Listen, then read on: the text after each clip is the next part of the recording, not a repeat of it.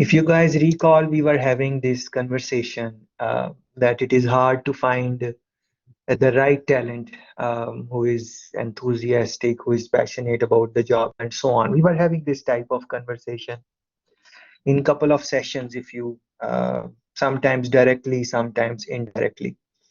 So in that regard, I was also thinking about it. So based on that, I selected this article, Rethinking the On-Demand Workforce. I think this is very important topic for all of us.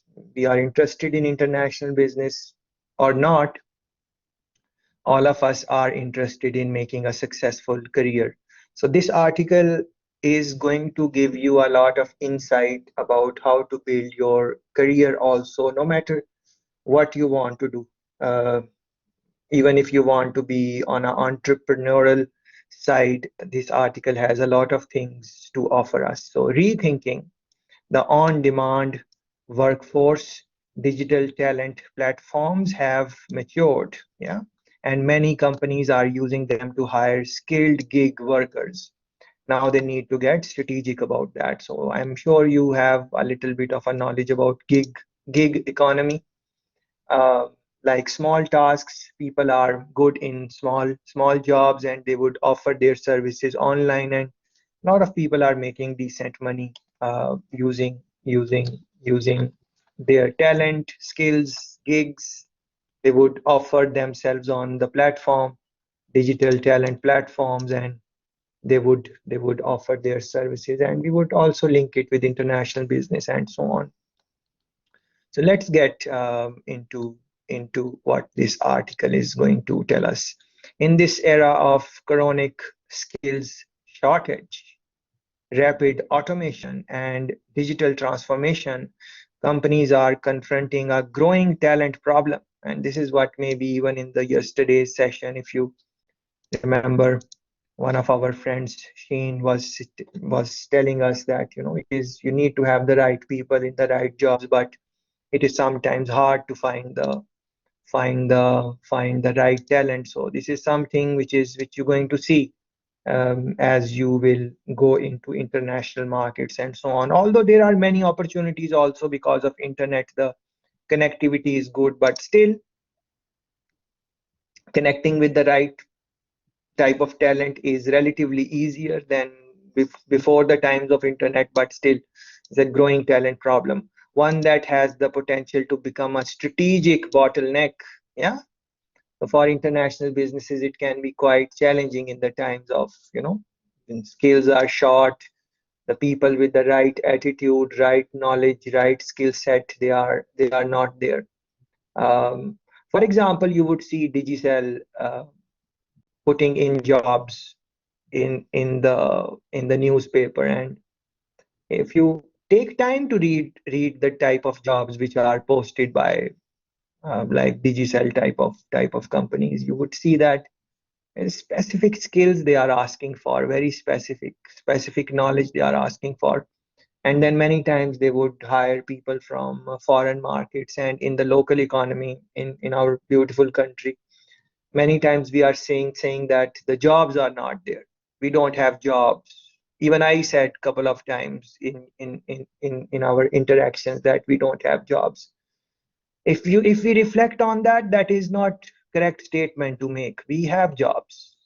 Actually, we don't have the skilled workforce. That is what the truth is. That, like, you can think like an undergraduate. All of you are undergraduate, and you are going in the economy after you complete your graduation. You guys are going in the economy. What is the skill set you really have? Yes, you have done the courses, 30 courses, but what is your skill set? What are the skills you are comfortable with, which companies would require? Not much work has been done in most of like, how are your courses designed? What are they asking you to do? Like, for example, okay, later on we will talk about our coursework, but generally speaking, what I'm trying to say that you don't have experience first. All 3 summers in the undergraduate are just gone, just like for most of the people, it is like they don't even take summer school. They are just, you know, it's off time for them. And then the degree and then the type of things which are being taught in the courses, what is the real usefulness of those things in the real world? Like, for example, in one of the sessions we were talking about flat structure of the organization and hierarchical structure, and I was referring to your other courses, like in your strategy course or organizational behavior course, you learn about those type of things.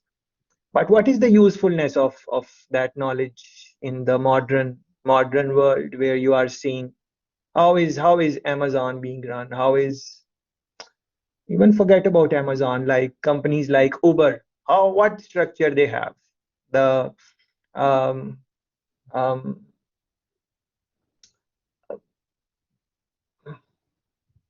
what structure they have. Yeah, what is the structure of Uber, companies like Uber? Yeah. um, uh, it's not some structure which is in the textbooks. It is not there, so people have brought in that type of structure in the organizations. So those things are not being even taught. uh, Forget about thinking creatively to make organizational models which will work in the future. Yeah. So these are some of the real challenges which people generally don't want to talk about. How can they find people with the right skills to do the right work at just the right time? And this was the question which indirectly in yesterday's conversation, our friend Sheen was kind of raised this type of questions. Yeah. uh, I don't know how many of you who were here thought about this, like what would be the answer of that. But this article is going to help us in the direction where we might be able to find the answer of those type of questions. The half life of skills is shrinking fast, and many jobs now come and go in a matter of years. This is, we can't take these things lightly. These are very serious things, like the degree which you are doing. Or what is the usefulness of that degree in the modern world? Is that degree going to be relevant? Even in the local market, you might think that Jamaica is still being run in the old way, and that is correct. But technology is something, once it starts coming, it comes very fast, and jobs are made redundant very fast before you know. Yeah.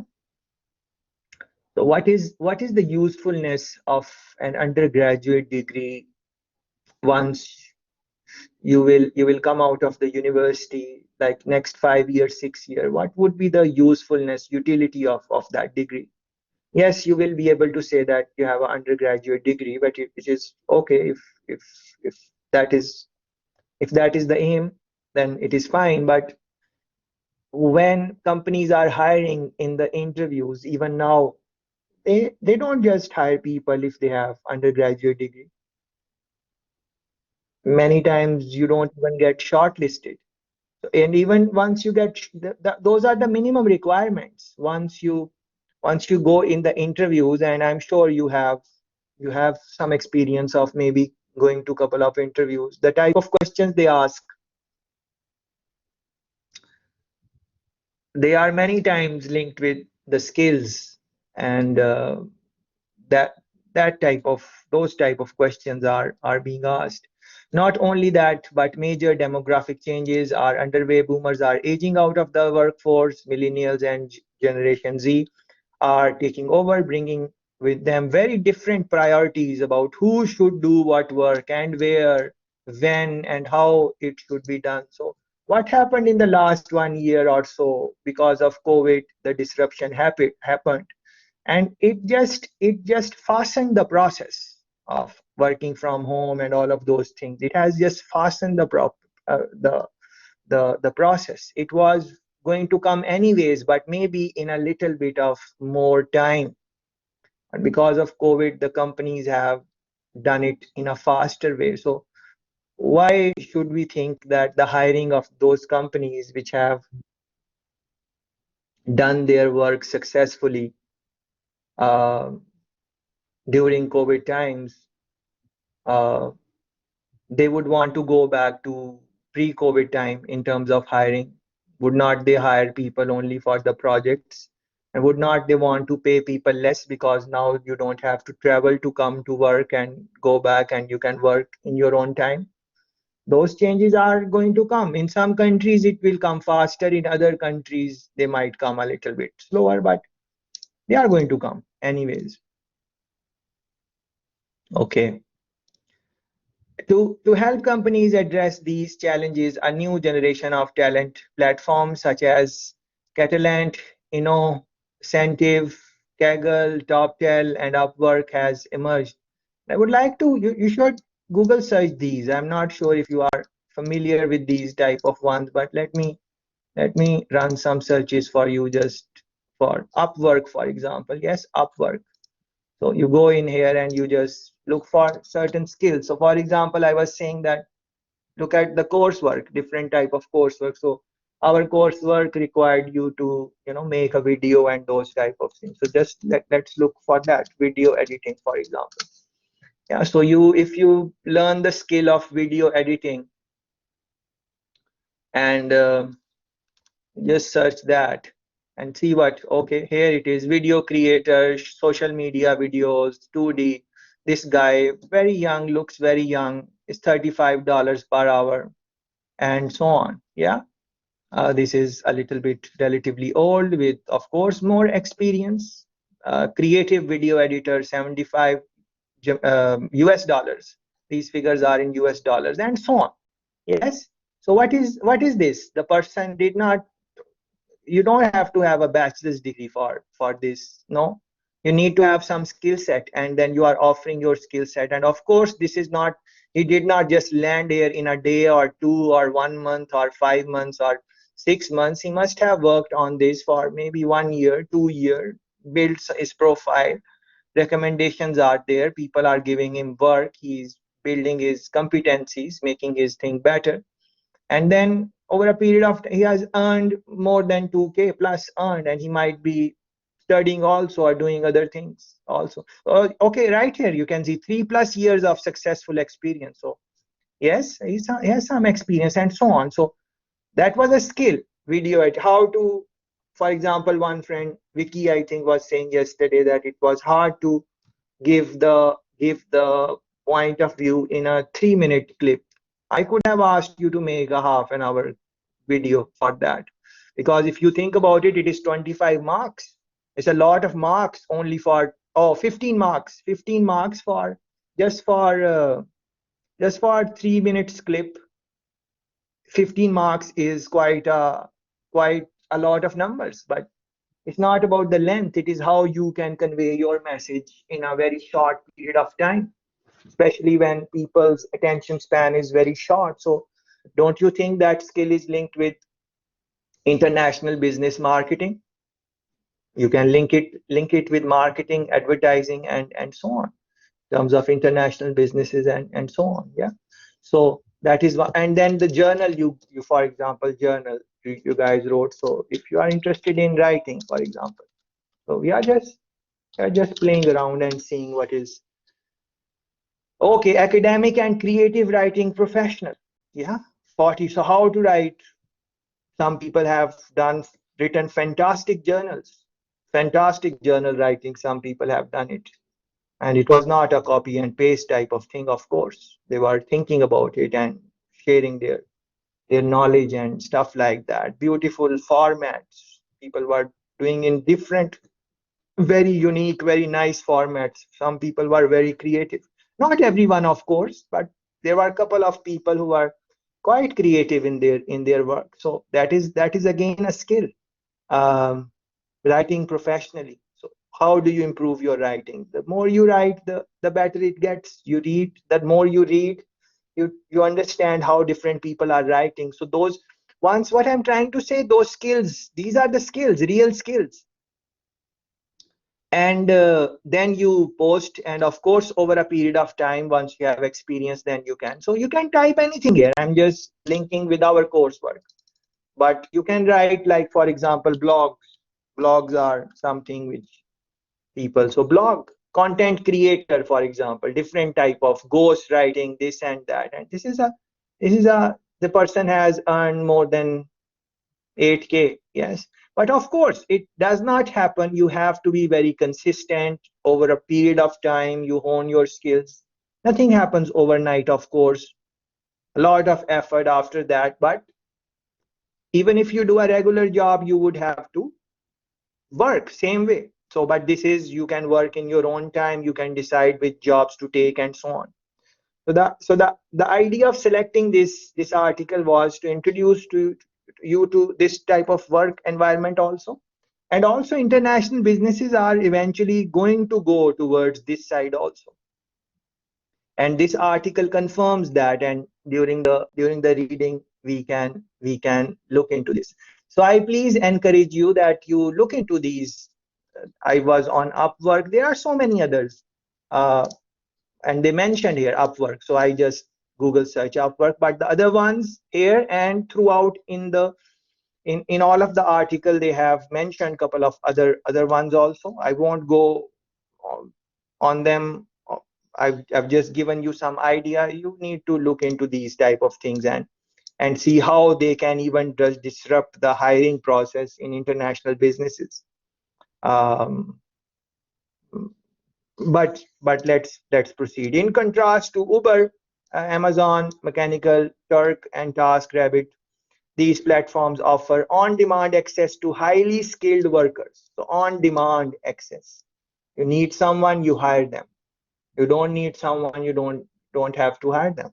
It's not like you have a job and you are just being paid. There is a specific task which needs to be done, and you get highly skilled people, and these people are very passionate about their work and everything, and they need to build their profile also. They are, after you have given them the task, you will be leaving feedback for them.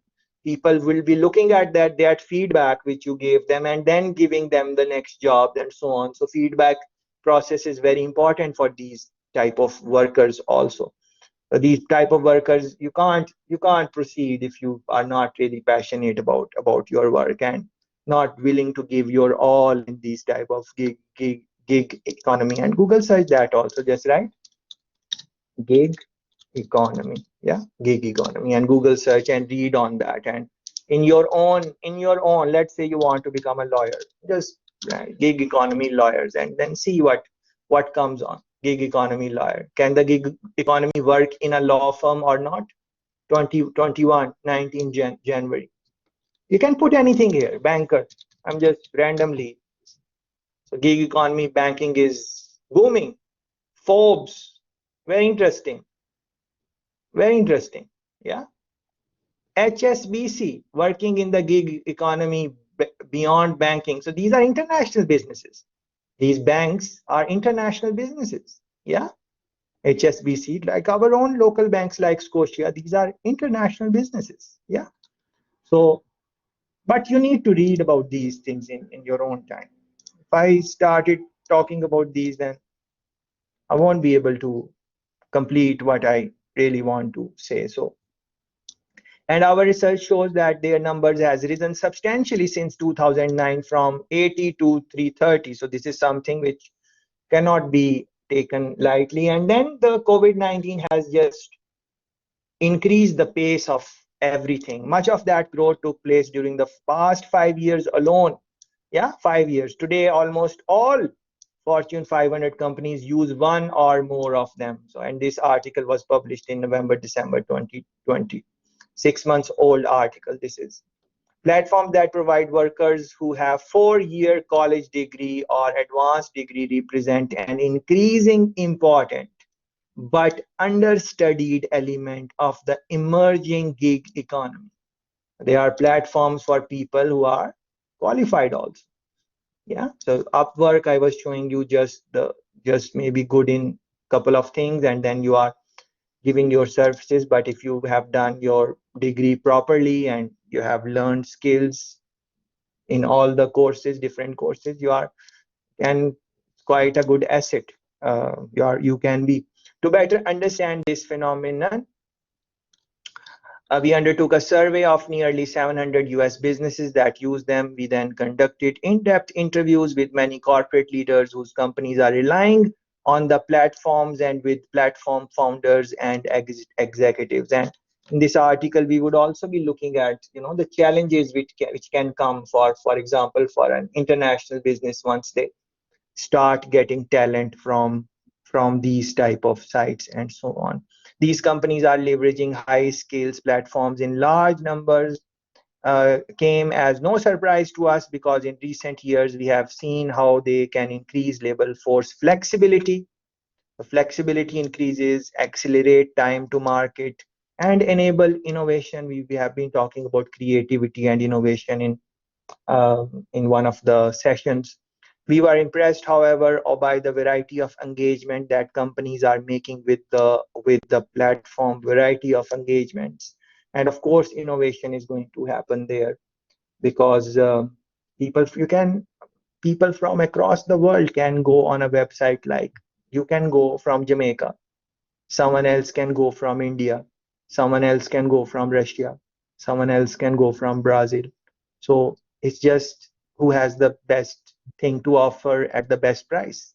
And I, as an international business, if I want something to be written, I have all the talent there.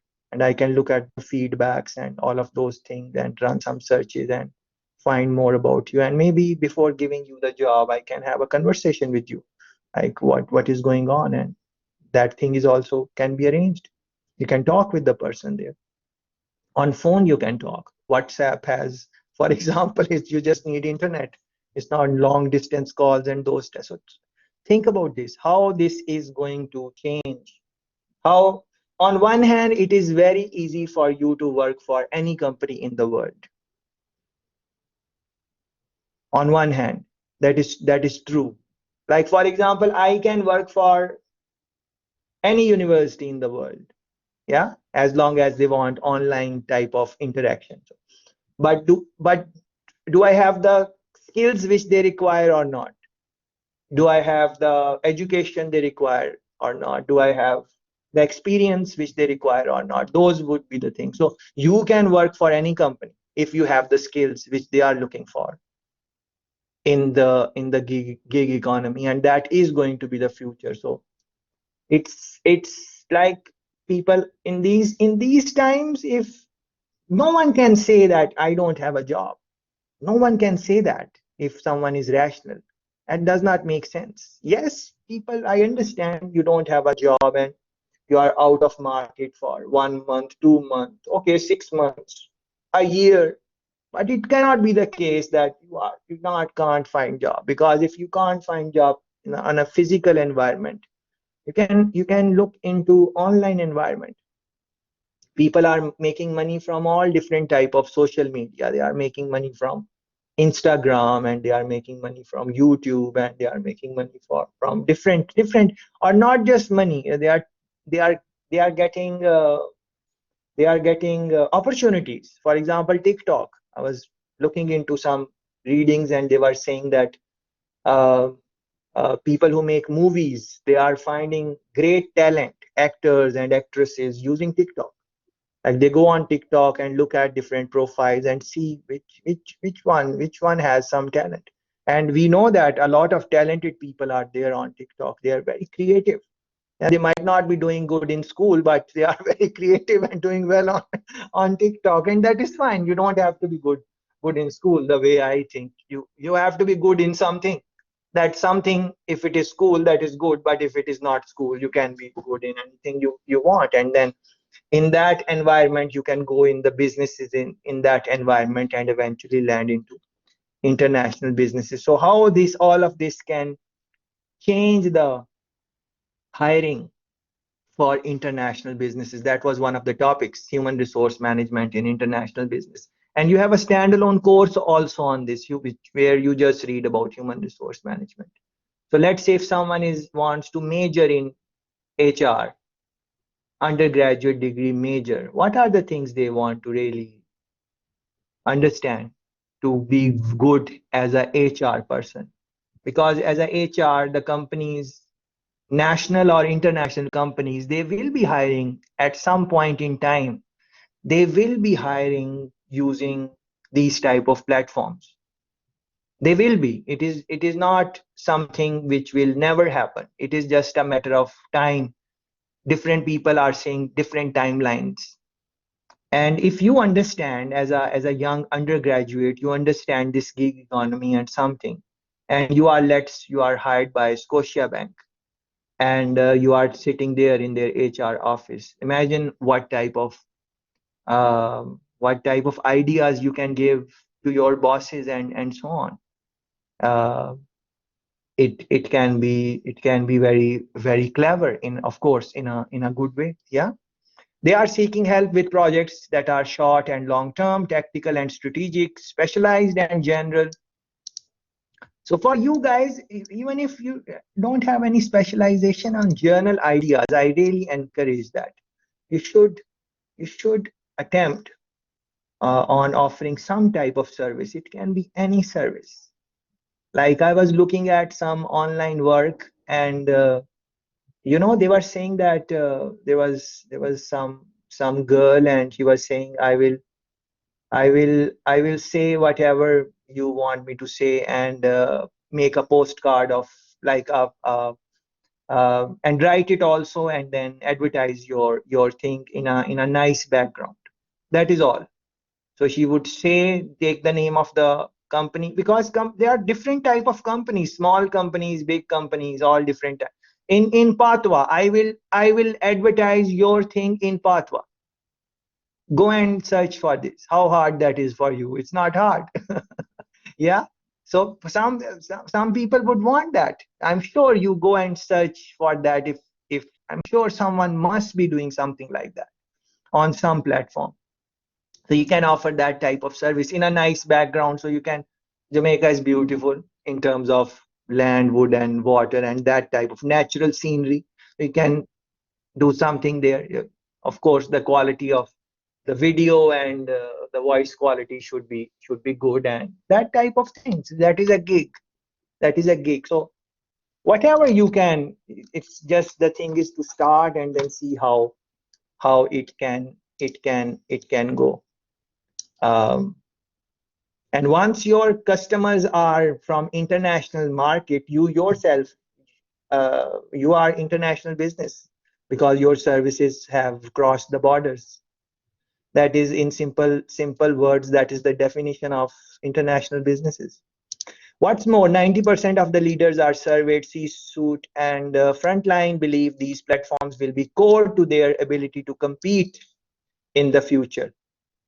But here is what did surprise us. Despite the extent to which companies are now turning to such platforms, very few firms, very few, have developed a cohesive organization-wide approach to their use. Instead, operational frontline leaders who are desperate to get things done have been reaching out to them on an ad hoc basis. Like, you want something to done, you get the services. Otherwise, that's about it. Often without any central guidance, this approach is costly, inefficient, and opaque.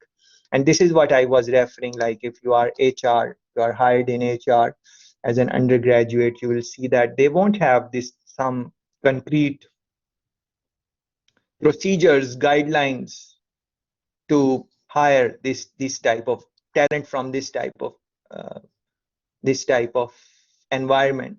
So why don't you create the guidelines for your company wherever you are working, like how we can uh, use international talent for our jobs. What are the things, how we should proceed, something on that, a rough draft or something like that. Yeah, that's very interesting assignment if you are interested in human resource, for example, international human resource, and so on. To compete in the years ahead, companies must do better They will have to acknowledge and embrace the full potential of digital talent platforms, which is to say, figure out how to engage strategically with what you might call the on-demand workforce. Yeah. So you should, as you are looking at it from the lens of international business management, you should also look for yourself also. Like you are part of workforce. So what are the skills which will be in demand in your industry where you are passionate about, let's say in next 3 year, 4 year, 5 year, and you start preparing your portfolio for those type of skills and start offering them using these gig economy platforms like Upwork and all of these which they have mentioned. Well, some of them are for more technical jobs, but Upwork, of course, is not just technical. So you start building your portfolio there, so which takes time, of course, which will take time. It can easily take 1 year, easily, without, before you know 1 year, it can take. And you would have to work very consistently and with all the dedication in that. But after 1 year, after 2 year, you will have some feedback from some customers and how well you did the job, and you would have your portfolio. And once you have some type of those things, you have those, then more jobs will start coming, because now you people would be more trusting to what you have to offer, because you have done in the early part. It is difficult. So as a member of workforce also, you should think about this. Even if you have full-time job, you can start this type of activity as part-time, because I do believe that this is going to be the future. Well, companies are already doing it, so in future it will be in more demand. It's very likely. Although no one knows future, I'm not trying to predict anything, but it is very likely. This is what I should say. It's very likely, based on the readings and stuff like that. It's very likely that this is going to be the future, but no one knows the future. Though millions of workers have laid off this past spring, in the coming months, employees will begin to rehire, and when they do, they will need to be more purposeful about their approach to talent. And by more purposeful, they mean that maybe what are the exact skills they are looking for, very exact, very precise. On those bases, the hiring would done, and especially for international businesses, because of the scale and scope. But for any business, the very precise type of skills which are required, and if you have those skills only, then they are going to maybe shortlist you and then find out more about your skills in the interviews and using various tests. Which position or roles have changed and what new capabilities are required? As a member of workforce, you should think about this. As a student of international businesses, you should think about this. Personally speaking, no matter what you are interested in, you should think about this type of question. What work can be done more successfully and efficiently by skilled work freelancers? In an environment of ongoing uncertainty, employers will be even more attracted to the freelance route for a variety of reasons. It makes hiring easier for hard to fill jobs, and that was the question which our friend was raising. We were having a conversation yesterday, I think, in the creativity article, when some friends we were talking about that difficult to fill jobs, like we were talking about Amazon and so on, but they have a lot of talent applying from all over the world, so that maybe makes it relatively easier. Offers access to a wider set of skills, reduces headcount, and allows more flexibility during times of change.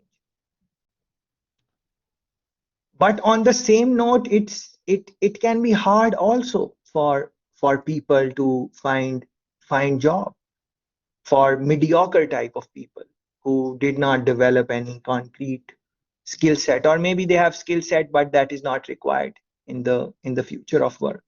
They are of course going to find it difficult. So it is very important to reflect on your career and so on. In this article, we will take stock of where most companies now stand on this front, all these things which we have spoken in last half an hour, we will show how some pioneers are speeding ahead to take advantage of what the new talent platforms have to offer. And we will explain how you and your management team can do the same. So I think as an international business student, very interesting insight you are going to take in next 1 hour or so. The maturing gig economy. Yeah, so it is maturing. And these websites like Upwork and so on, they are there for like more than 5 years, I think. Uh, uh, at least since that time, I am familiar of those, and I'm sure they were there even from before. And I'm aware of some friends in Jamaica, some participants in some other courses who tried these type of things, and uh, some of them, not all, some of them are doing fine. But what happens is most of the people drop out. Like they start, and after they don't see success in 3 months, 4 months, and they just say it is not going to work. But it does not work very fast. It takes time. so so that is, I think, the problem. Uh, Marketplaces for premium talent. Yeah. These platforms, which include TopTel, Catalant, allow companies to easily source high-end niche experts, anybody from big data scientists to strategic project managers and even interim CEOs and CFOs. TopTel, for example, claims it culls the top 3% of freelancers from across the globe. A very interesting information as international business management. Uh, because definitely you can reduce your costs in many ways, but of course there will be challenges also, which the article is going to talk about. Experts might be hired for strategic initiatives or embedded in teams, and the projects they are assigned to can range in length from a few hours to more than a year, and then you can decide which projects you want to take. Yeah, you can decide. So let's say you are a project manager in your company, or you will be, like, let's say in next 5 years you will be any type of project management. Everything is you are already a project manager. If you think about it, you are managing 2 3 4 courses in the summer, and you are doing so many other things, and you are, maybe you have outside life also, and you have coursework, and you have mid exams, and all of this is projects. But in more strict sense, if you work and you are managing different types of projects, you can offer your services on these type of platforms simultaneously. Of course it will take time, and you will have to give a lot of time to these type of things for them to take off, but the reward is very satisfying in the long run, because many people, they, especially in international markets, I'm aware that they they stop like full-time job and they work from home, and but not right away, of course. It's it is a lot of work you need to put in to make a profile where you can maybe just start working from home, and it can compensate for your full-time job salary and so on. The COVID-19 crisis is increasingly turning companies towards this kind of platform. So all companies would have gone to these type of platform, but they would take a longer time period, over a period of time, maybe next 5 6 7 8 years. We would talk about these type of things in local environment, let's say Jamaica, but not anymore. It is going to fasten the process. But then what will happen, that maybe this will not become reality. Gig economy will not become reality, because people who are already working in the organization, they have to do this, but they might not want to do this because it is going to put their own career at risk. Like, for example, if I am working for whatever company in Jamaica and I know about gig economy, do I want to introduce this concept to my in my job? Maybe not, because then the company might let me go and hire someone else using which who is more talented than me and more smarter and whatever. Yes, and maybe pay them even less. So this type of the fear, that fear is also there. So that is sometimes that is going to reduce the uh, acceptance of these type of activities. Yeah, but if you are in a management role, like if I am in a management role, then of course I would like to experiment it. And even this thing, it's not you just put it in and it will take off. It will take time. You experiment, you see how it goes, and then is something you learn over a period of time. Then you would have to see uh, how how flexible your company is for you to take risk. But then we studied that the companies which are willing to accept the risk when the workers are taking it, they hire different type of workers. They hire the type of workers who are um, extremely competent in their job and dedicated and so on. So it goes back to the same type of conversation. If you were not here, please listen to yesterday's recording. I don't want to repeat those things again. Consider that this past spring, Catalan reported a 250% increase in demand for supply chain expertise. And this is very interesting, supply chain expertise, because this is something which got impacted because of COVID-19 supply chain across the globe. This thing happened. Yeah, so you can look into this. Marketplace for freelance workers, these platforms which include Upwork, Freelancer, and 99 Design. You can also check Freelancer, yeah, in your own time. Match individuals with companies for discrete task-oriented projects. For example, designing a logo. Even if you don't know how to design a logo, why can't you just learn that?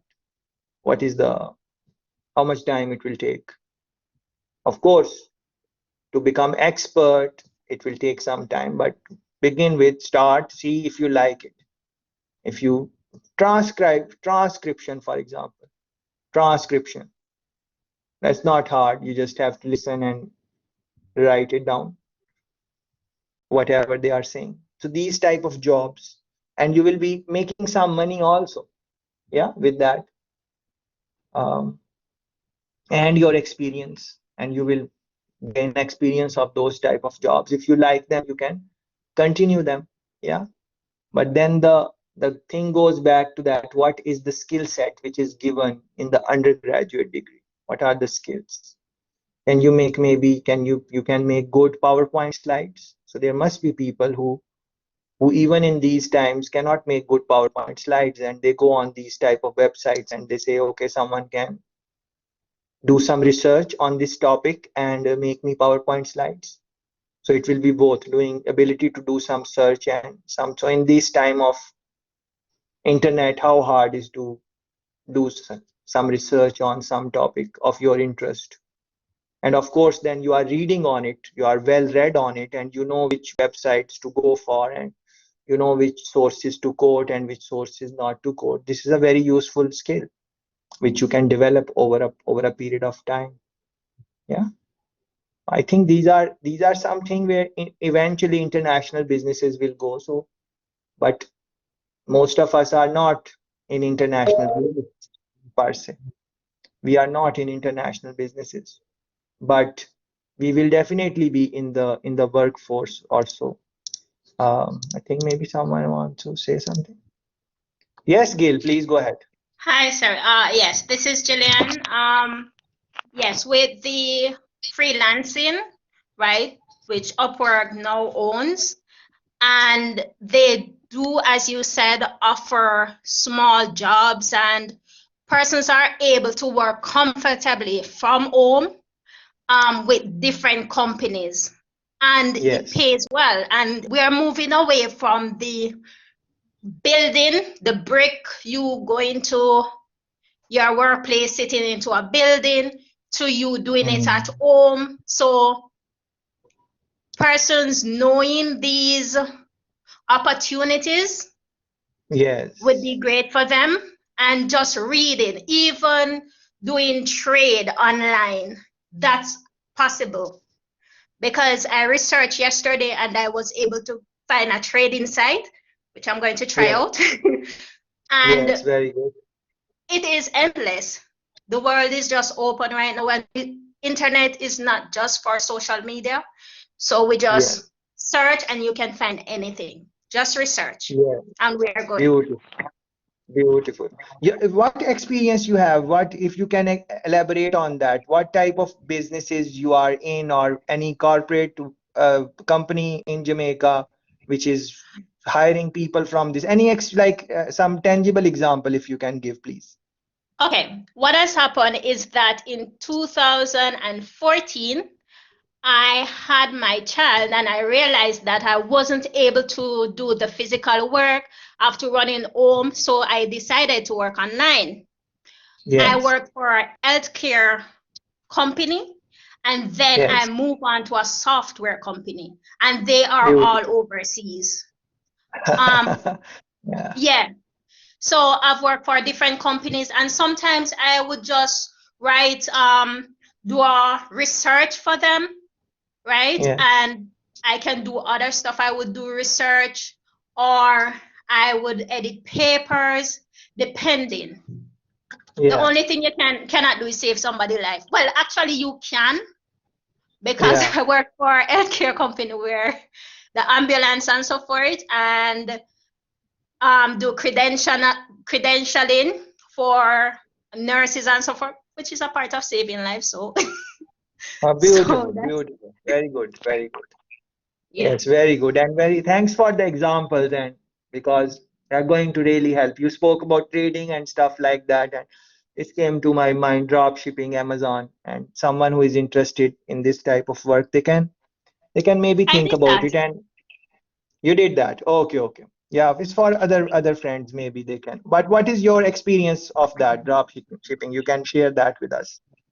Okay, with drop shipping, what normally happens is that we would order the stuff from a cheaper place supplier and Yes, then advertise it on Amazon.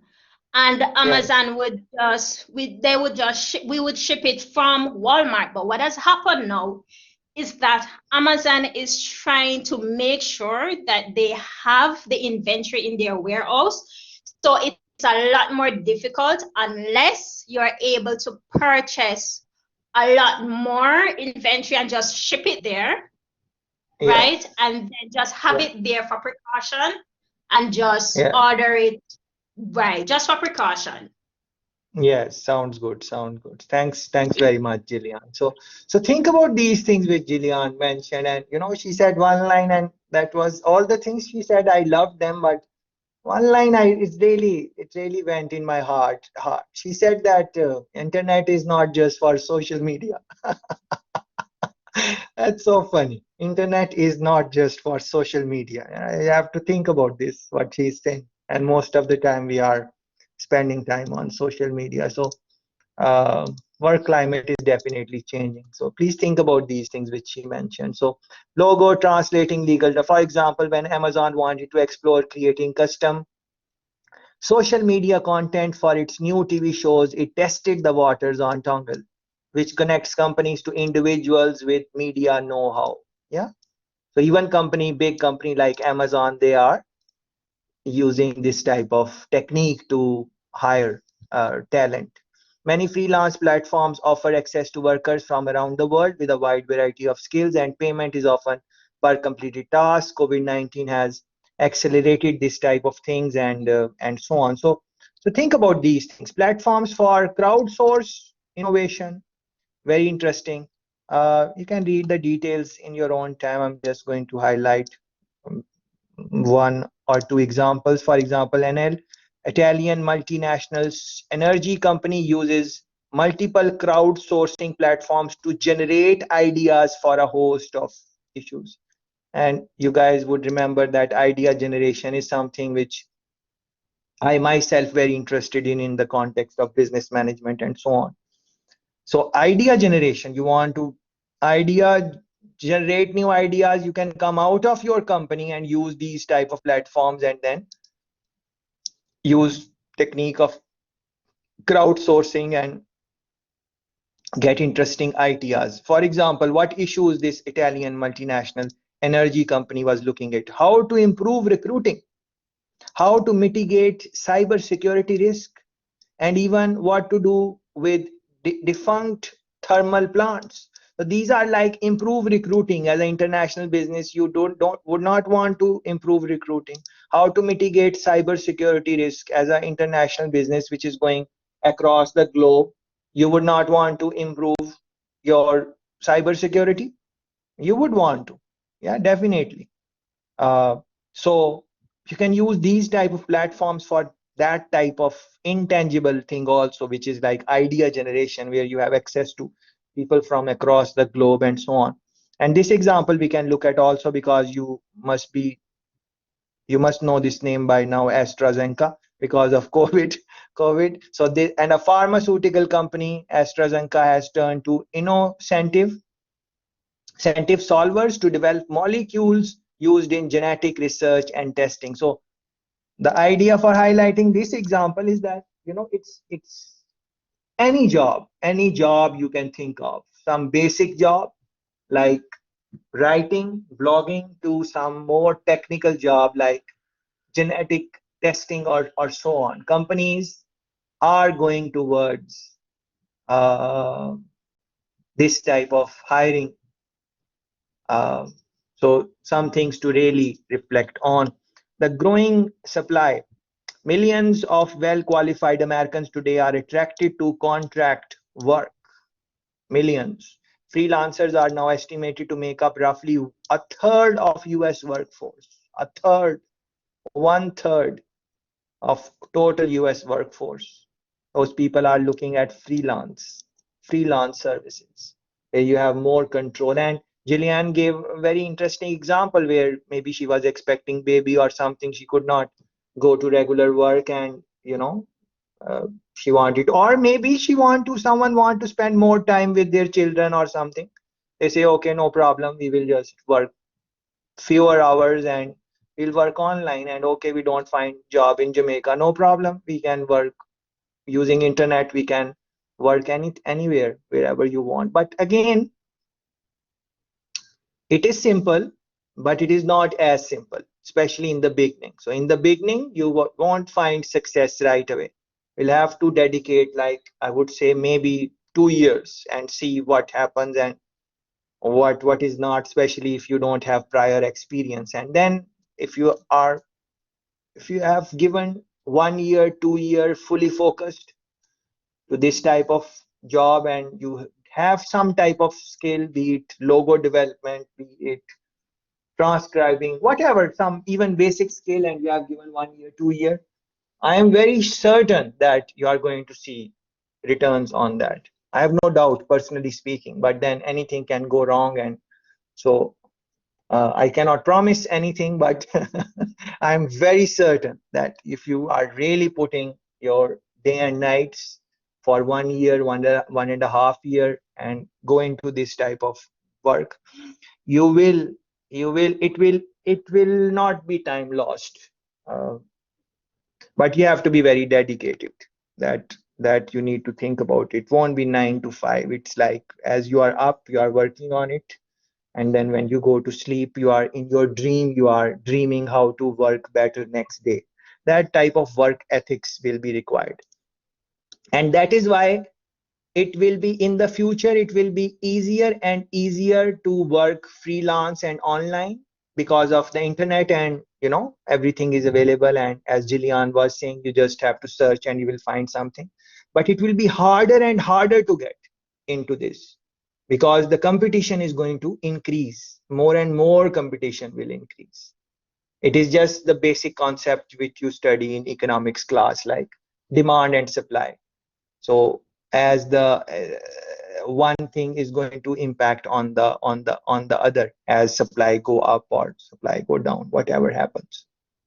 So right is, we are kind of late to discuss this type of article, because I'm thinking this is something which should have been discussed when you were not even at UV, a little before UV, like maybe a year before coming to UV. You would think about these things. But then that time is gone. freelancers are now estimated to make up roughly a third of US workforce, and those who are highly skilled represent a small but growing slice of it. And Gillian also said some things, and uh, US workforce leaving jobs. I was looking at something. Yes, yeah, I've not read in detail, but this is some new news I came across. Washington Post. Millions of workers are quitting their jobs during the pandemic. Meet six who made a big change. At least 40% of workers are contemplating quitting their jobs. June 2021, this month. In US, a lot of people are. Bloomberg, women leaving workforce again shows uneven. Uh, Forget going back to office. People are just quitting instead. Yeah, they are not. Many people are not going back to work after the pandemic. Maybe they evaluated their life, and now they want to spend their time somewhere else. As the pandemic clouds lift, the percentage of Americans leaving employers for new opportunities. Very, very good, beautiful. And all these things which we are talking about are new opportunities, new ways of finding work.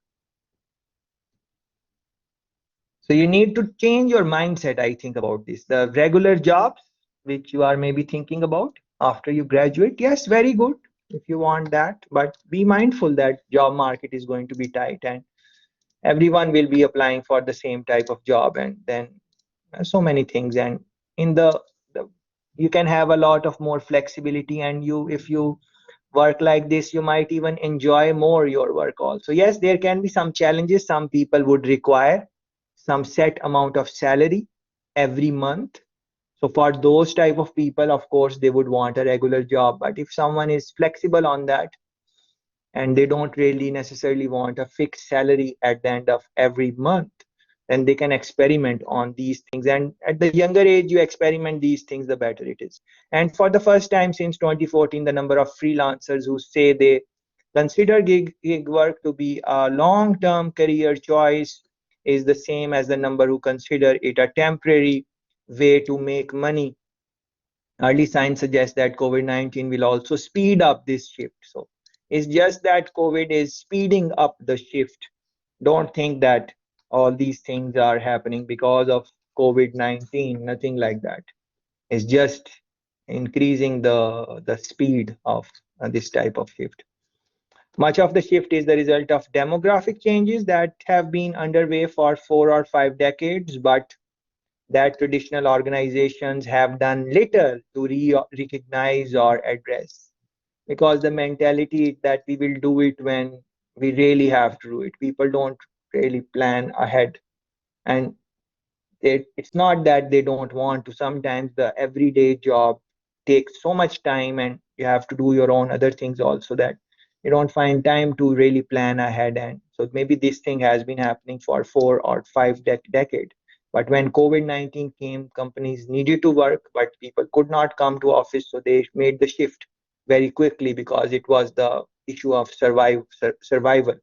That's why they very quickly adapted and adopted the change. Care responsibilities, for example, this is a big issue.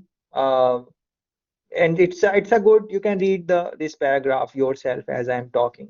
What I want to say, that any business, for example, if you want to start any business where you will give some type of care to maybe newborns, and if you are able to be trustworthy for parents to leave their kids in your facility, something like that, that can be very good business. Even in Jamaica, as like for example, Gillian mentioned in her example that when she was trying to have baby or something like that, at that time she thought about maybe online work and stuff like that. Yeah, so many people like that. Many single parents uh, in Jamaica, where do they leave their kids? Some, and then if you are an international business and you give this type of facility, then your workers are going to like you. For example, I'm aware that NCB in some branches, they do have this facility where if you are their worker, you can leave your kids for some time. You can check the details, do some research and find out. Yes. So, but any business on the site, it has to do well. But the trust is the thing. You should be trustworthy for someone to leave their kids, especially the younger ones. It uh, is the trust. How to build trust as that type of business environment. You can read how did um, what is the name of this what is that company where which is in the hospitality industry, and it's very common name and I am forgetting the name, um, where you can rent any place. Uh, what is the name of that? Anyone can help me with that? It's the company where you anyone can put their room or something on rent online, and very famous company. B&B Alano. Come on. How could I how could I forget that? Thanks very much, Alano. Yeah. So that is why, Alano, I need you in every session. Yeah. So Airbnb. How Air what is the model of Airbnb? What is the model of Airbnb? Um, like, do we study about that model in any course? They created that model. So it is so much dependent on trust. Like you will just go on their website, and the place you want to rent in some other country, you want to go to Cuba, you look Airbnb Cuba, it's there, look at the place, and you just go and live in with that family, something like that. So how to develop trust factor that people start trusting the people who are on their website. So you should study how Airbnb developed trust. I think I posted something on the website also, so you can check there. So that something like that you would have to do to build trust, and it's possible, but it's very interesting.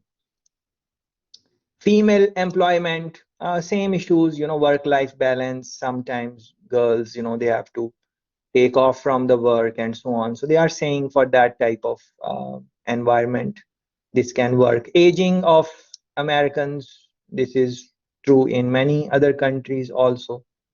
Um, it's not very much true for Jamaica, maybe because we have a lot of youth in our country, but we know that the youth talent is being wasted because there is no direction. They don't know about many things, even simple things like these, like Upwork and freelancing. Do you think that generally youth will know about these things? I don't think so, because they have a lot of talent which they can showcase using these type of websites, but sometimes they are not encouraged. Sometimes the knowledge is not there. Sometimes they quit very early when they should not. After 3 4 5 months, 6 months, people quit. So those type of reasons are there. Millennials are ascending. You guys should think about that. Let's look at early lessons. In studying how talent platforms are being used, we have identified three areas where companies have consistently found platforms most useful. Yeah. So labor force flexibility. So you can think about this. It will be more flexible for you to hire, and just think about the things I have already said. They have given some examples here. You're going to read that in one time. Time to market. Yeah, very quickly you can come in the market. In the traditional way of hiring, for example, you would have to send CV, they would have to shortlist, interviewing, all of that. It's a long process. But if you are using these type of platforms, both for you as a worker and for international businesses, the time to market gets very shortened. And they have again given some examples here, very interesting examples. They are giving Catalan and so on. You should Prudential PLC example, Singapore. You can read about these examples. Business model innovation, uh, very interesting. Digital talent platforms can also help companies reinvent the way they deliver value. Yeah, in 2015, when NL made the strategic choice to embrace the United Nations 2030 Sustainable Development Goals and build new businesses around them, it engaged the service of several crowdsourcing platforms, among them Innocentive, which alone gave NL access to more than 400,000 of its highly skilled problem solvers worldwide. So this is the same example which we spoke a while ago, idea generation. They went on this website and now they have access to 400,000 people, highly skilled. So you can imagine how you can brainstorm and improve your ideas when you have access to this. And over a period of time, you can be one of the people here. Yeah, you can be. Why not? Overcoming resistance. And in the earlier part of the discussion, I was making this point that many times there will be resistance. People who already have jobs, when they will find out, oh, you can hire online and you are international business, they won't feel comfortable. They will think, oh, now I have to compete with people around the globe. So you have to have some skills. You have to be good in something where you can compete with people across across boundaries. And even if you are not interested in international business per se, I think you will still, uh, no matter which job you are in, some stage in our lifetime, in next 20 years, 30 years, whatever time, but definitely within our working time, if we are going to live 60, 65, we are going to see these trends in Jamaica also, I believe. In our survey, C-suite executives in particular seem to envision a future reliance on talent platforms. Half thought it highly possible that their core workforce would be much smaller in the years to come, and two-thirds told us they expected to increasingly rent, borrow, or share talent to meet specialized talent. So you don't necessarily have to hire people to do the job. Um, And if you are interested in international business hiring, you should try to answer these type of questions, that what should be the right way to find the talent which is available online, how we should go about that, how to like make it more like in a policy, like a system, how what should be the system. Uh, you should think about that for your company, even if they are not doing this type of hiring yet, and then show it to your manager or something like that. In your, of course, you will have to do it in your spare time if you are interested.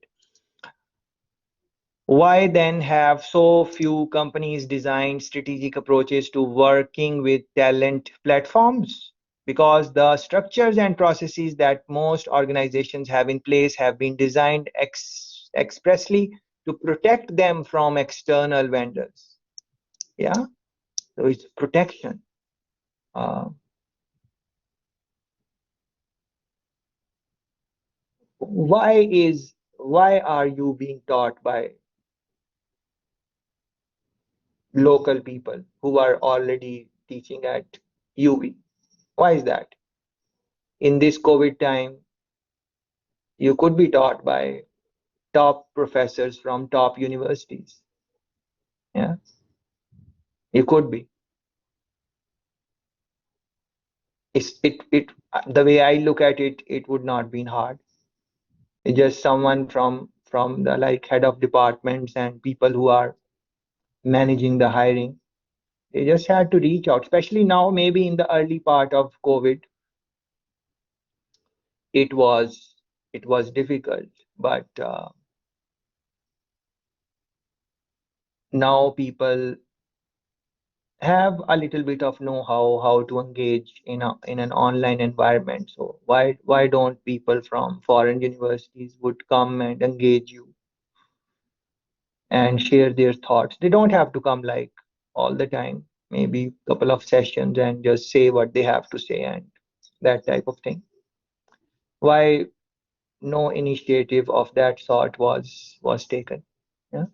So it can be many things, like maybe the time is short, only 6 weeks, so and this type of work takes more time. But what about in your regular sessions?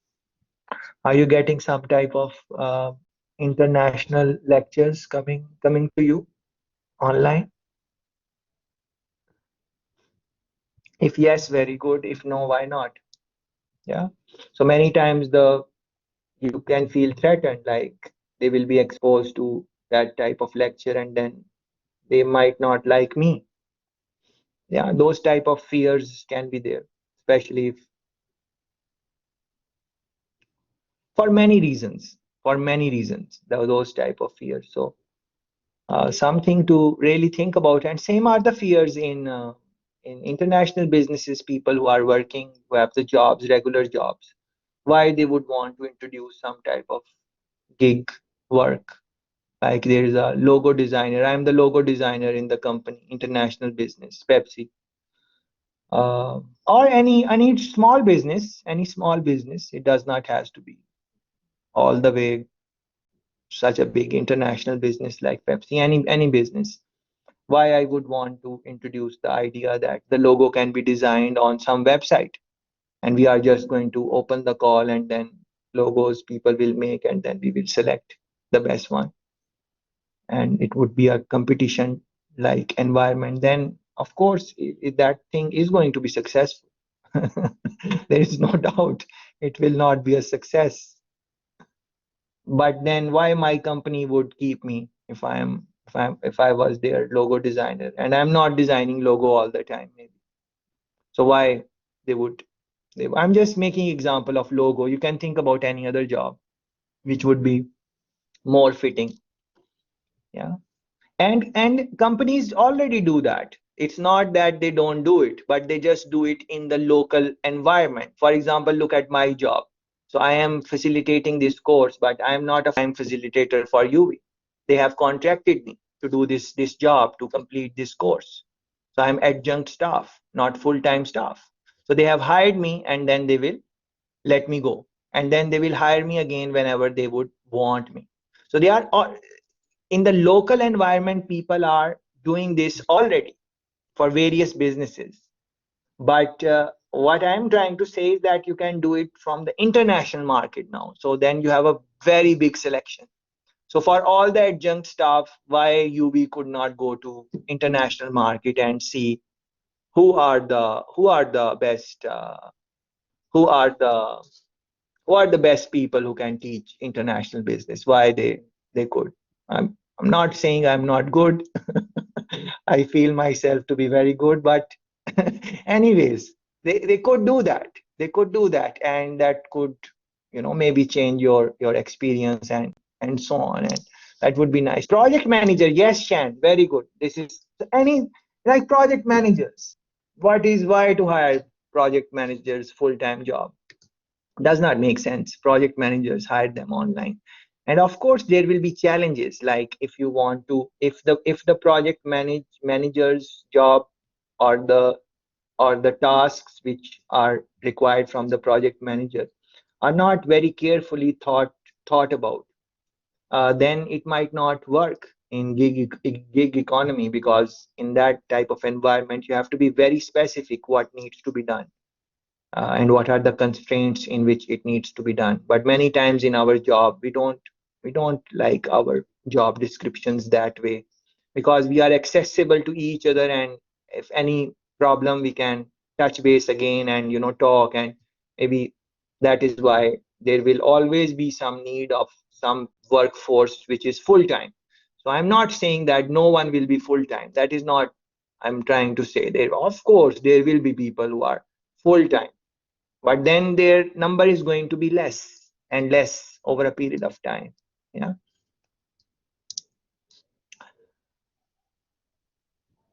that's a major having new structures is going to be a major change, as based on the example I was giving. And many vice presidents and directors are worried about the practical implications of embracing it. Integrating an on demand workforce into our firm's strategic core, they recognize means questioning and redesigning every aspect of the organization. So when people are already just want to do the basics and don't want to spend too much time on their job and looking at their watch when is the cutoff time, and then these things cannot happen. Yeah, when managers already in the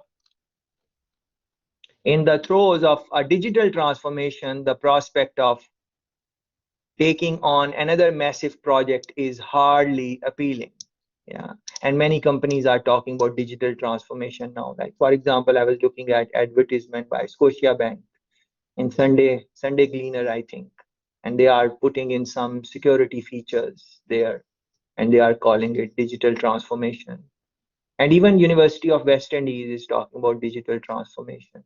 Yeah, um, but a digital transformation requires a talent transformation. Yeah, very important to reflect on. The two go hand in hand. Company leaders understand this. Nearly two-thirds of our survey respondents reported that understanding the digital skills needed for the future has been a top priority for them in the previous 3 years. What has been the top priority? Understanding the digital skills needed for the future. Yeah. But forget about international business for a moment. Think about your own career and put this line in your own career. Understanding the digital skills needed for the future of in wherever you want to work. What digital skills would be required? Yes, very important, I think. The very nature of work changes with more technology and automation, as does a company's ability to find the skills needed to do that work. Online talent platforms provide a way to develop that ability rapidly and with much less effort. Yeah, these are some things to think about. And in the let's look at the last section, which has 5 points, I think.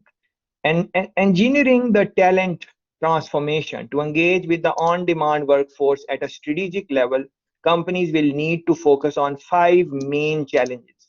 So all these things which we have been mentioned, and you know, and even in the last line, they are saying online talent platform provide a way to develop that ability rapidly and with much less effort. Yeah, but that does not mean that it is not going to come with any challenge. There are going to be a lot of challenges.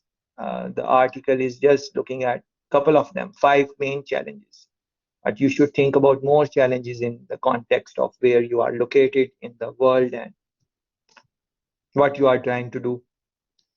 Reshaping the culture.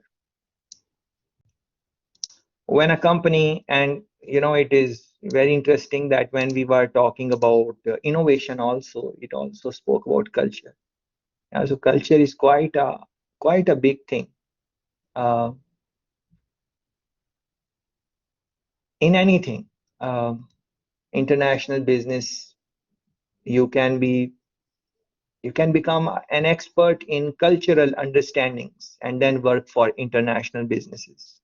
So you are some expert who understand different cultures, and then you are going to give talks or training to international businesses how they should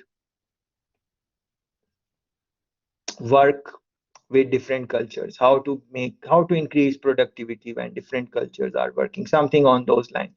That is a job for you if you are interested in that type of job. Yeah. When a company decides to turn core functions over a freelance workers, permanent employees often feel threatened. And I think I mentioned that already. They struggle with sharing information, raise doubts about the values and work habits of outsiders, and assume the worst.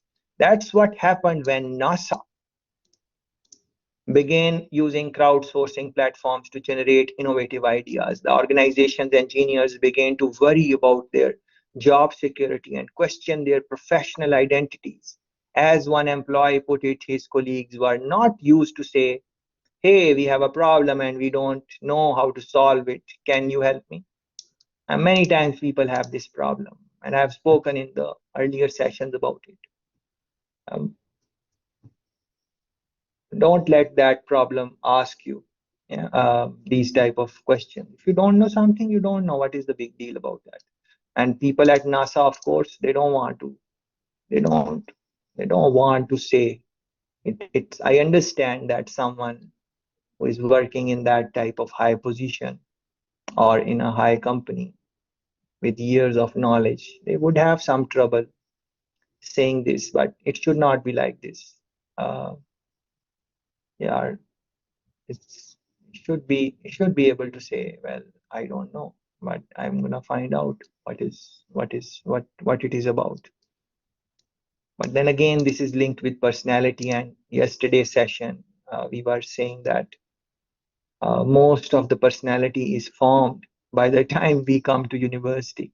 Most of the personality, our habits, way of thinking, patterns, behaviors, habits, they are formed by then. So I was just going to say it very quickly again, that because I think it is very important. You just look at your habits again, just analyze yourself again and see where are the areas of improvement and maybe improve them on your own time, of course. Often the strongest opposition comes from employees who have the least exposure to high skill talent platforms. Uh, and then they are giving some example here, which I think you should read in your own time. This is interesting word, innovability. Yeah, according to Ernest, the company's chief innovability officer, the first step was to help all full-timers understand that they could use talent platforms to tap a powerful new source of strength. But I just wanted you to look at this word, and the meaning is innovability means innovation plus sustainability. Yeah, innovation plus sustainability. Nice term. Rethinking the employee's value proposition. Yeah, companies need to get employees to see how they personally can benefit from talent platforms. Because of course they will have problem to go for talent platforms because it can compromise their job, and they might feel that they would lose their job and the company start hiring some other substitute from those platforms. So you this is how you communicate with your workers. That is also very important, because you, if that happens, that your workers start thinking that you might start hiring their replacement using these type of platforms, you do it or you don't do it. You will do it when you would want to do it, but their morale would go down right away. The morale is, so you have to ensure that morale don't go down. You want them to improve themselves, but their morale, you don't want to cut their morale also. It's you, especially when you are trying something new. Yeah. So for example, like your video, it had 15 marks in the coursework. So maybe it is a new thing for you. You have maybe never done this type of coursework before. So it's a new thing for you. So that's why I ensured that I don't give anyone less than 7. I don't fail anyone in that. Yeah. Because it's experimental. So because if you are now failing, your morale is going to go a little bit down, and then you might not be interested in preparing for your exam or something. For some people, this type of action, morale can go down. For other people, morale can go up also, because they will say, okay, I am competing with talent platforms now, so I need to work more hard. Yeah. But it can go down also. Yeah, so you have to now engage, you have to think like in this culture, what would happen? Morale will go down or morale will go up. And then you have to think how you do various things with your workers or people you work with. Yeah. That's what one private equity firm did when it rolled out plans to collaborate with Upwork. According to Upwork's CEO, the message the firm sent its employee was, this is a way to help you. This is what they are saying to their workers. This is a way to help you. There are a lot of things that you may be doing in your day-to-day work that you can offload so that you can do even higher order work or free yourself up to do more strategic thinking. This is what they are saying to the worker. But now imagine your place work. Is your boss going to say this to you? Like offload some work so you have time to do some other work? Is your boss going to say, just imagine your work wherever you are working? But your boss does not want to have off time. They want you to work all the time. Yeah. And if you why when you will be free, and then maybe the boss knows that when my workforce is free, they don't do any higher order work. They don't do any thinking. They just they just go spend time on social media and Netflix and whatnot. Then boss is not going to do that. Yeah. It's quite so these are challenges in international, real challenges in international business. Yeah. And human resource is extremely important. Getting the people is extremely important. It will become maybe easier because of internet and so on, but it will come with challenges. And this section is talking about the challenges. You can read this example in your own time, please. Third, so they are going to talk about challenges. The third one is reorganizing work into components. And this is extremely hard. And a while ago, if you recall, like 5 minutes ago, I was saying that the job description should be very clear. And I was saying that when Shan was said something about project managers, these type of jobs. So then if you are going to go in gig economy, the job description, job targets for project managers should be very specific. Like this is what they need to do. It is not that they can just improvise there. Because when you will be going in finding the talent online, you would have to tell the person very specifically what you are looking for. What are the constraints in which the thing will be done? What is the target? All those things should be very clear and in different components, in different compartments, right? So that needs to be done, but many times it is vague. Many times it is vague. It is not clear, and you have to tell everything upfront. And this is what this section is going to talk about. Yeah? You can't just say I need something useful for my renewable energy problems. You can't say that. You have to be very specific. Instead, you have to be specific. I need to reduce the usage of X when I do Y in the context of Z.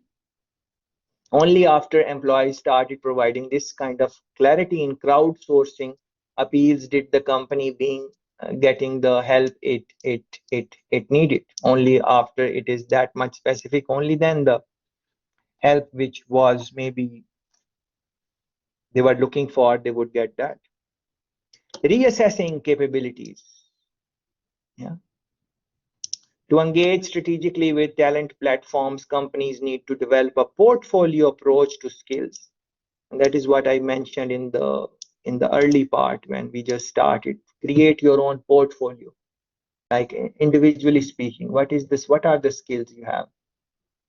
You are logo creator, video editing, blogging, whatever. I don't know, whatever. Cooking, whatever. Taking pictures, photograph, your hobbies, whatever they are.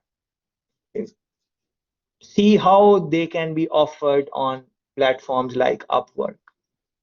Spend some time on it, and then spend like a year building your platform day and night. And then you will be giving jobs to other people instead of looking for jobs. That is where we need to go as country if we want Jamaica to move forward. We don't want job seekers. We want people who are going to give jobs. So when you will have built profile, let's say you are you create logos for companies, or you write journal entries, or you write something academic writing or whatever. When your work will grow and grow, you won't be able to do all the jobs yourself. So you will be hiring other people. You will be coming to your friends, your colleagues, other people who are maybe not on that website. Your maybe your brothers, sisters, you will train them and they are helping you. So they are of that work. And you are your own boss, entrepreneurship. Yeah. And now the world is your client. You are working with different companies. Yeah. But it will happen after a lot of hard work. Yeah. After a lot of hard work. But it can happen. Yeah. The first step is to understand which capabilities they have in-house, of course. This is great example. Unilever is one of my favorite international businesses. Unilever and Procter and Gamble P&G. If you have not read about these companies, please do read about them. Must read Unilever and Procter and Gamble. I made some postings on the website, also my website, PB Works. Check that website, and I hope you guys are doing the readings on those websites also in your own time. Unilever uses the services of a company which allows employees to develop and certify their expertise in specific areas with so-called micro credentials. Beautiful, very good. Micro credentials. Uh, let's run a micro credentials business. Yeah. So you are doing something in business studies. So look into micro credentials business. Yeah. And then see if you can do some type of micro credentials. Um, could micro credentials compete with traditional degrees? So what you are doing now is a traditional degree. Yeah. And then on the other hand, you have micro credentials. It's a BBC story. Future of work. Very nice. So read this. Yeah, the skill gaps means companies are increasingly considering candidates from non-traditional paths. Could targeted bite-sized chunks of education help you get a job? Yeah, there are some things which you should really think about. These type of websites, Coursera, edX, Udacity, can do free courses there. Free business course. See what comes up. Essential skills for business beginners, these type of things. Enroll for free, starts 29 June. International University. So these are my micro credentials, and then you can put that in your on your CV. Like for example, Excel, Microsoft Excel. Many people don't know Excel very good. So Excel skills for business. 670,000 people have done this course. They have given it a ranking of 4.9 out of 5. Yeah. Learn Excel skills for business. Master Excel to add a higher. And this is a skill which is even very much appreciated in Jamaican local market. If people know how to do well on Excel and so on. Yes. So same, this is one website, Coursera, edX, Udacity, and there are many more. So in your own time, you can future learn. I did a course on future learn with a university in Hong Kong. Uh, I think last year, 3 weeks course, something like that. Yeah. And then I have that course on my CV. Yes, it had something to do with teaching and learning. Yeah, so I did that course. So you can also do that type of things. Yeah. Micro credentials. Yeah. The employees get recognition for their know-how and understand exactly which skills they need to acquire to advance the company benefits, because it can now identify which skills the organization already has and who possesses them. Yeah, which skills we have in house. So as an international business, big business, you would have a lot of people working in your organization. So it would be good thing to find out what are the skills which different people have and create a database for that. Yeah, even for our, like, let's say this is the international business and we have 12 people, 9 people in the room, right? We have 9 people. So we say, okay, Abby, what is your skill set? Alano, Gillian, Lee, Savannah, Sheen, Shanice, Shanique, Vicky. What are take skill set of everyone? What are the skills? Create a database for that. And imagine if we do it for all the 70 participants for this course, 70, and the skill sets, and then match skill set. Okay, Abby and someone else is interested in maybe working in academic writing, so they build the skills there. Or whenever the company international business needs um, something to be written on, communication, journalistic piece, we're going to ask Abby and whoever the other friend is, and so on. So having that type of database, is your organization have that database? Any company? I don't think so. I really doubt. I will be surprised if you will say yes. It sounds very simple, as I explained, but companies don't do that. Why they don't do that? Yeah, they don't do that. Yeah. So think about your company where you are working now. Do they have some database where the skill set of all the workers are there? And whenever they need a specific skill set in the organization, they go in that database and look for it. Nothing like that. I don't think so. International companies, yes, they have, but I'm talking in the local context. Do they have? Why they don't have it? The reason is that it's not required. No one has asked. It is in no one's job description to create that type of database. It's not in the job description. So if it is not in the job description, then people are not doing it. Just like you look at your course outline and you say, all right, what are the topics? I'm only going to study that. Yeah. And that is decent. That is fine. No problem. No one is going to say anything wrong to you. That you completed the course outline. I've looked at the major topics in the course outline. No one is going to come and tell me, okay, you need to do this also and that also. I need to, on my own time, I would decide, okay, I need to do this. But that is like looking at these articles is not in my job description. I don't have to do these articles at all. And no one is going to, there is no certificate which you is going to give me. Oh, you did these article. Here is the certificate for you. Nothing like that. So I'm doing it because I want to do it. Yeah. So same way, someone in your organization will create that database if they will want to do this. They don't want to do this. Yeah. This is a big problem in international businesses. It's a big problem. A simple thing like that is missing. That type of database is missing.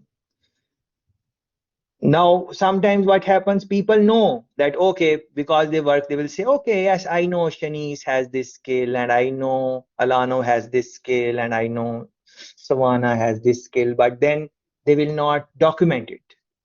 Because if they document it, then if they leave the work, then the company still knows about the database or about the skill set. So they will not document it, because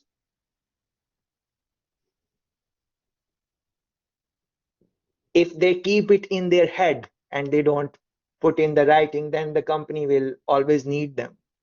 They can't let that person go, because That person knows a lot. And that happens, like, you will see companies in the local market where people are there working for 30 years, 25 years. They know everything, but they don't document it.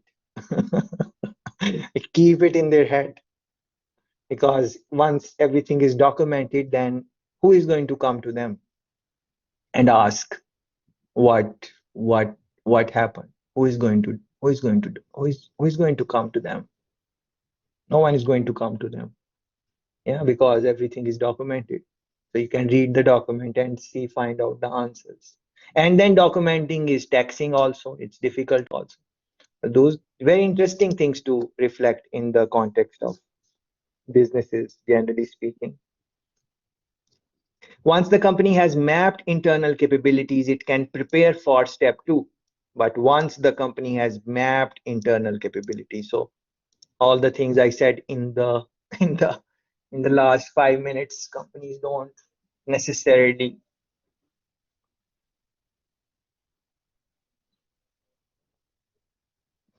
ordinary companies don't necessarily map their internal capabilities, but good companies always do. And after they have done this, is a step two. What is that? Striking the right balance when dividing work up internally and externally. Right balance. That's something Royal Dutch Shell tackled after identifying an urgent need to generate new revenue through digital and service growth. Do we still have Shell in Jamaica? They used to be here, but I'm not seeing their gas stations anymore. Using a cloud-based platform called Opportunity Hub that it already had in place, Shell was quickly able to assess the areas where it had the talent to speed towards its strategic goals and where it lacked the right skills. Soon it realized that it had shortfalls in key areas such as digitization and the Internet of Things, and that is that it did not have the time to find and hire the right people to get working immediately on projects in these areas. Shell partnered with Catalant, one of the websites which is where people can find talent. Rewiring rewiring organizational policies and processes. This can be surprisingly difficult, as Collier discovered when he tried to bring in TopTel to help Prudential revamp thousands of training slides. A new mindset and a different way of working were necessary. So all these things which we have been discussing in last 2 hours, mindset, different way of working, they are the critical things. To adapt our talent contract for freelancers, Collier told us we had to navigate a number of necessary processes, including due diligence, intellectual property, technology risk, anti-bribery, very interesting, even anti-money laundering. So the laws and regulations would need to be changed. And then they are talking about different challenges. A major challenge for companies that want to harness the on-demand workforce is that they are still subject to regulations. This is very interesting. Laws and regulations of hiring, letting go, how to pay, how fast to pay, um, uh, because the traditional companies sometimes they are not very fast to pay. Like you complete the gig, and the people who work in that type of economy, they would want the salary right away. You complete the gig, you received it, you pay the salary for that. But in traditional environments, that does not happen, and that is the case they are explaining here. According to Muzaffar, a former Unilever senior manager for talent and learning, freelancers are accustomed to immediately payment on the platforms via credit card, but we had longer payment terms, and they are talking about Unilever. It's a $1 billion company. And credit card payments was not an option. We want to be able to track who we paid, what we were paying for, what was the quality of work, whether the rates offered were competitive compared to our local cost. So we had to find solutions so that our internal mechanisms and processes could support this way of working. And pay attention to what are the things they are saying here. Because, for example, the senior manager of talent and learning at Unilever, could they wanted to know what we are paying for, like all the gigs which we are asking outsiders to do. What are those gigs? What are we paying for? Which skill set we are paying for? And why we are getting that? Don't we have Unilever is a very big company? Do we have people in-house who can do that similar type of work? Yeah. So it's very interesting to reflect on these type of things. Ultimately, however, to bring about change on the scale needed to innovate new business models, companies will have to appoint a leader to explore how online workforce platforms can unlock new sources of value. So you would be on a leadership role in an international business, and you would want to know what type of model you can put in place so you can get the right people at the right time with the right cost fast. Yeah. And this is an approach which can be taken, but for many companies, they have not put in their policies for hiring this type of talent, which is out there online on internet. Yes. Uh, so if you were some leader in international business right now, and we were talking, I would ask you to do this thing now. Like you are like some manager position in international business, I would ask you, even if you would not be linked with human resource in your department, I would ask you that, okay, what are the skill set you need in the future, in next 3 years? How you are sourcing it? Do you have some internal budget to do some type of staffing or something? Have you tried something in gig or so work on this? So if you are, if you, so what I'm trying to say is that if you are on a management position in international business now, in this moment in time, I would ask you to do this. But you are not international business manager right now. You will be in next 5 years, 10 years, we don't know. At that time, would not be asking you to do that. There would be something else at that time which would be more important. So you would be doing that. So essentially, fundamentally, what I'm trying to say that this habit of reading and seeing how what different companies are doing, keep interested in all of this work. That is very important for all of us because the idea generation we were talking about it. Some of you have made even videos on that topic, how to generate good ideas and so on. And very interesting pointers you have made is sometimes just reading and exposing yourself to the right material that also generates good ideas.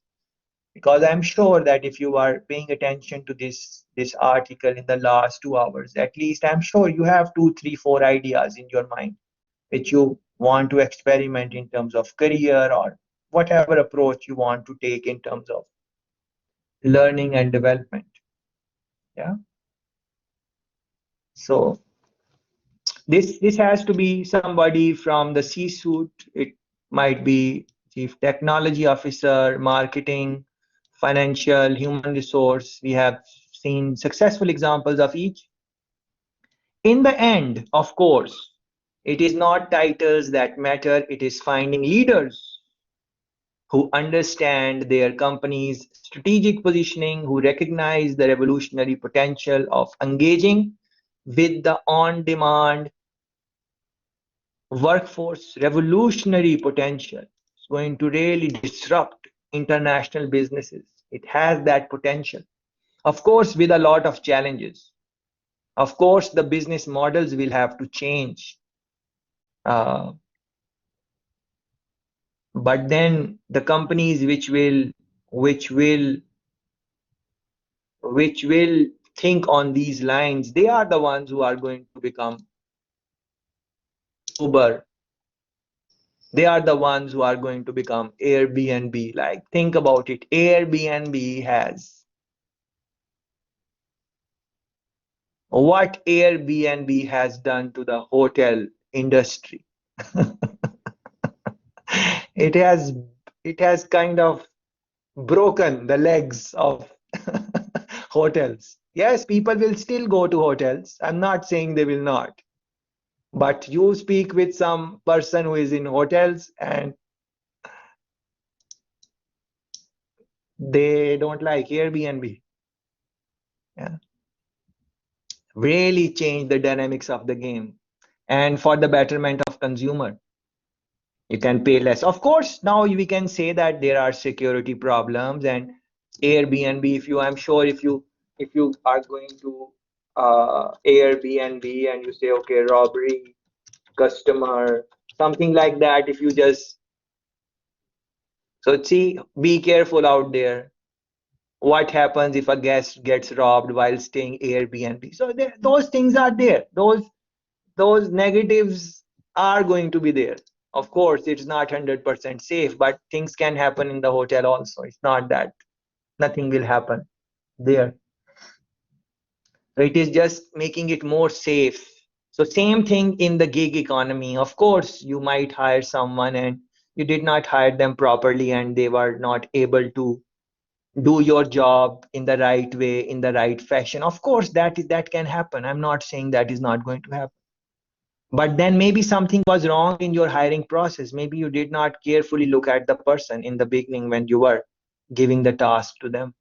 Maybe, or maybe you will learn from that experience and next time you will not repeat the mistakes. But the idea is eventually the economy, the international businesses, they are going to go in that direction. And this word is very interesting, revolutionary potential. So the businesses, just imagine an international business who is taking full advantage of this internet hiring, where they are looking for skills and writing finding the right match and do the job.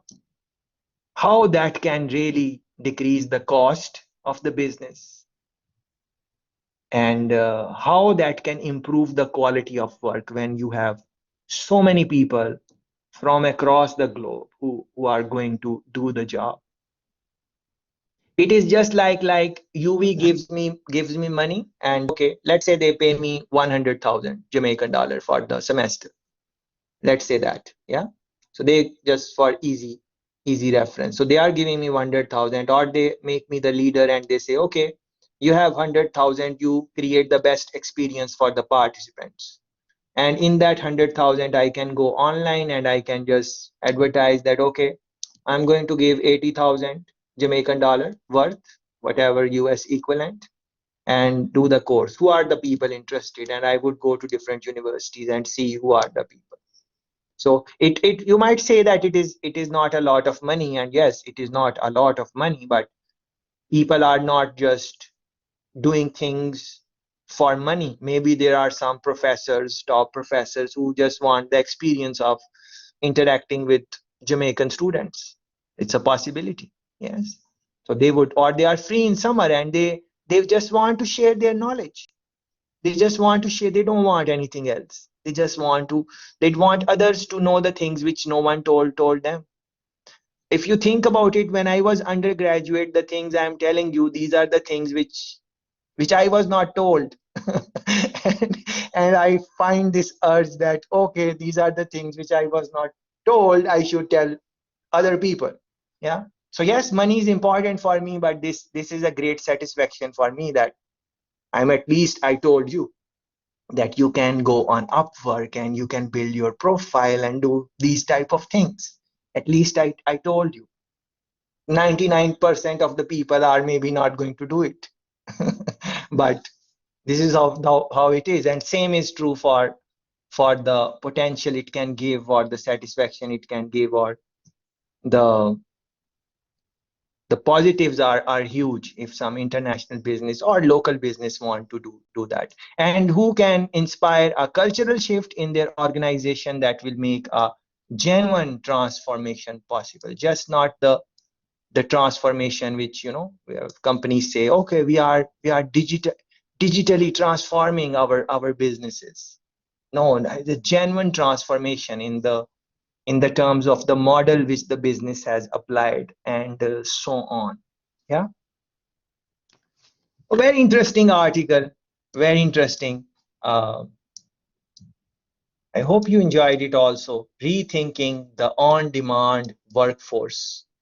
But most critical thing I think is that give one or two things a try from this discussion. If you liked something, don't just overthink it, just give it a try, see how it goes, because the way we talk about things, that is very different when we do the things in practical world. So see how this or today's conversation can help you in terms of strictly in terms of your own career. I think that is important, and international business will come when it will come. Thank you.